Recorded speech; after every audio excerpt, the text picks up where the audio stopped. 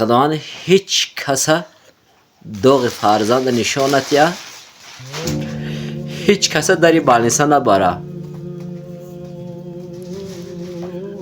20 روز رمینت سوی نخورف در 20 روز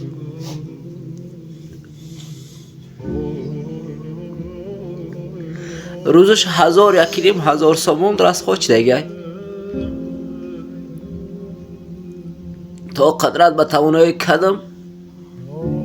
دیگه نداشتم پول نداشتم مقصد دیگه نتونستم لیچنی کده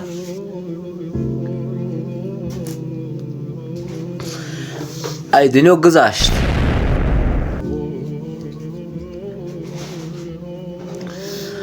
فرزند باید در سری منزل پدر باید سنگ بمونه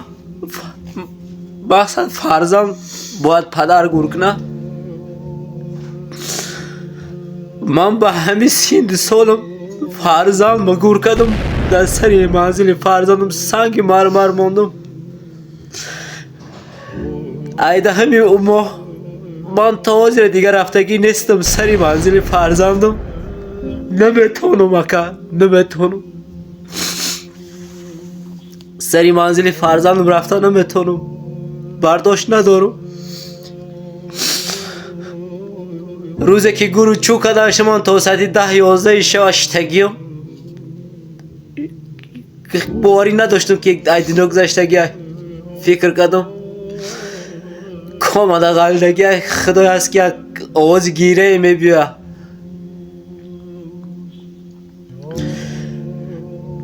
صد افسوسه که چیزی که میرفته دیگه برگشت نداشته باور کنین مردم باور کنین در تمام جا داد میزدم گیره میکردم که خدایی که یک انسان باشه که دستی مواری که بغل بگیره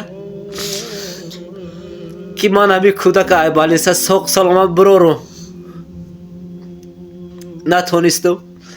روزی که مردش ابرواردنم ده در پیش دستی خودم مقصد در پیش خودم جان داد ای دهنش خفوه رفت کودک برام کدگی بود ای رمی نتسانی مردش برواردم اکا پول ندارم که